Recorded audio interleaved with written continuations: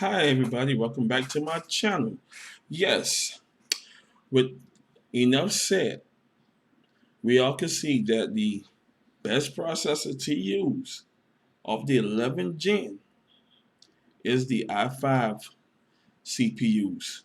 That means the i5 11600K, the i5 11500, and the i5 11400. With all the tech enthusiasts that have benchmarked the i9 11900K, it came out to be a little bit disappointing. PC Mag gave it a comparison that the i9 11900K CPU Pro side, fast single thread speed, frame rate records in selected games, cons like price AMD processors, simple outpace on multi-thread tasks, early stumbles in BIOS, runs hot and power hungry, requires liquid cooling for optional operation, pricey for an 8-core desktop solution in 2021. Yes, I agree. The processor are a little bit on the pricey side, which that is makes it a little disappointing. I thought that the i9 11900K when they came out is gonna be like $399, no more between $389 to $399. But these bad boys are pricey, very pricey, coming in at $618.99. You can find these prices on Newegg. Yes, they are priced at retail value of $618.99, making it very pricey for an 8-core 16-thread processor. Gamer Nexus called it a waste of sand and time, but the reason that statement was said was after he ran his benchmark test on the i9 CPUs, it was just tremendously disappointing.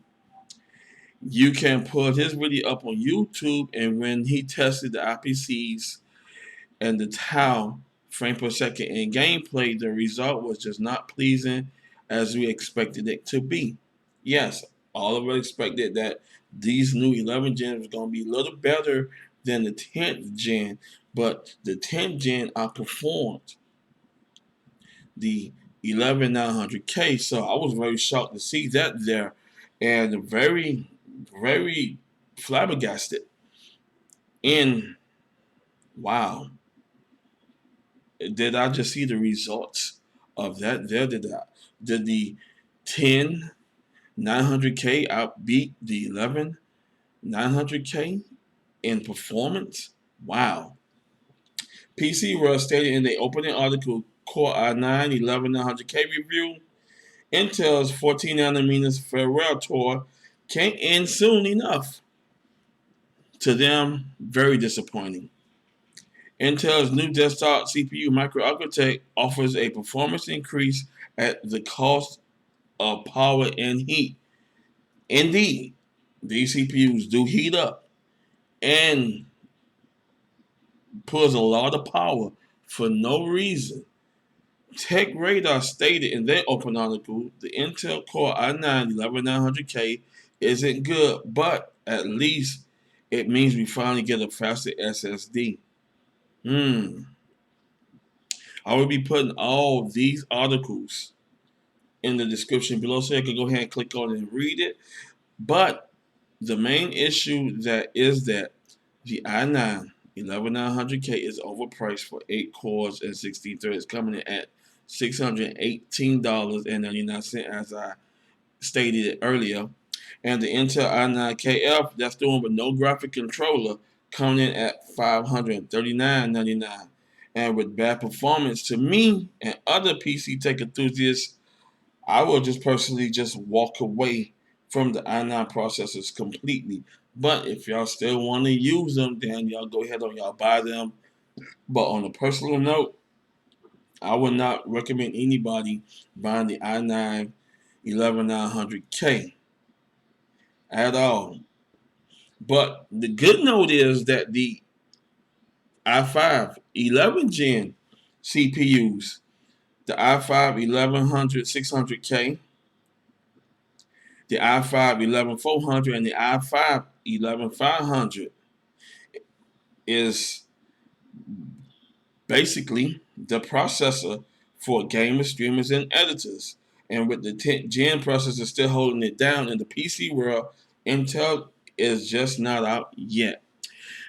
With them, by me saying that, there is that Intel can go ahead on and make some of the performance with the 11900K because I thought it would have been better. The price would have been a little more competitive with the AMD processors. I thought the IPCs on the 11900K would have been a little more faster, a little more better, but this thing pulls a lot of maximum heat, a lot of power, and we don't need that. So that means that if it pulls that much heat and that much power, that means that you need to go ahead on and be beefing out some massive cooling and go ahead and get the Leon Lee and just max everything out in cooling. If you're an aqua enthusiast, you know how to aqua line your CPU with the radiators and stuff. Use those because these 11900K pulls maximum heat and a whole lot of power just to push the 8 cores and 16 threads, which I am very, very shocked that it pulls that much power and pulls that much heat inside your system.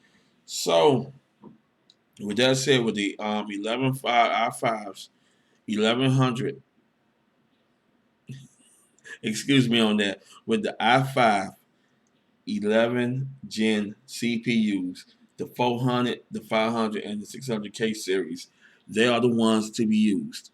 They're the ones that are budget friendly and the performance is adequate. And you could be pleased with those i5 processors. So, enough said. Go ahead on and buy the i5 11 gen. If you still want to build with the 10th gen, go out there and buy those too. They are available all on retail shelves and stores. So, thank y'all for subscribing. Thank y'all for watching this wonderful, great video. I'll see y'all in the next video. Peace.